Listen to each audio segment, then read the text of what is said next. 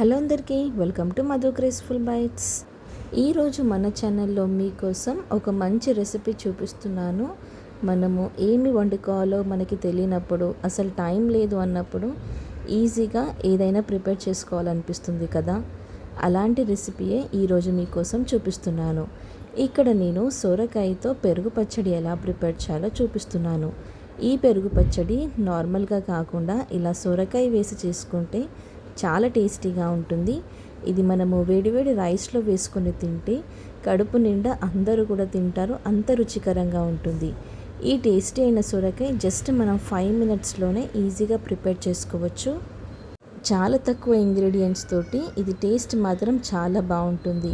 ఒక్కసారి మీరు ఈ వీడియో చూసి మీరు మీ ఇంట్లో తప్పకుండా ప్రిపేర్ చేసుకోండి. ఎలా చేయాలో చూద్దాము. ముందుగా ఇక్కడ నేను బాండి పెట్టేసుకున్నాను. స్టవ్ ఆన్ చేసుకొని బాండి పెట్టుకొని దీంట్లోకి మనము 1.5 టేబుల్ స్పూన్ వరకు ఆయిల్ని వేసుకోవాలి.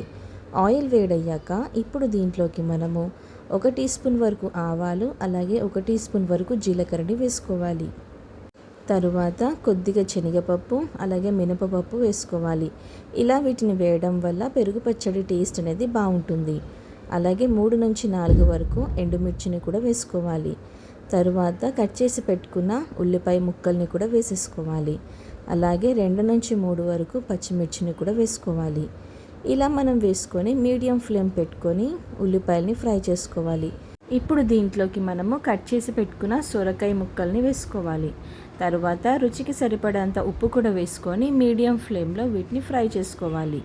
ఒక 5 నిమిషాలైన తర్వాత ఇప్పుడు దీంట్లోకి చిటికెడు పసుపుని కూడా యాడ్ చేసుకోవాలి. ఉప్పు అలాగే పసుపు వేసుకొని ఇప్పుడు మనం కంప్లీట్ లో ఫ్లేమ్లో పెట్టేసుకొని దీంట్లో నుంచి కంప్లీట్గా వాటర్ రిలీజ్ అవ్వాలి. అప్పుడే మనకి సొరకాయ అనేది పర్ఫెక్ట్గా ఉడికిపోతుంది. ఇలా మనకి కొంచెం వాటర్ రిలీజ్ అయిన తర్వాత కొద్దిగా దీంట్లోకి మనము అల్లం వెల్లుల్లి పేస్ట్ని యాడ్ చేసుకోవాలి. ఒకసారి మనం చెక్ చేసుకోవాలి సొరకాయ ఉడికిందో లేదో. ఇది కంప్లీట్గా ఉడికిపోయిన తర్వాత కొద్దిగా కారంని వేసుకోవాలి. అలాగే కొద్దిగా ధనియాల పొడి, చిటికెడు జీలకర్ర పొడిని కూడా యాడ్ చేసుకోవాలి. వీటిని వేసుకొని ఫ్రై చేసుకున్న తర్వాత లాస్ట్లో మనము కొద్దిగా కరివేపాకుని కూడా యాడ్ చేసుకోవాలి. ఇప్పుడు మనము స్టవ్ ఆఫ్ చేసేసుకొని ఇది కంప్లీట్గా చల్లగా అవ్వనివ్వాలి.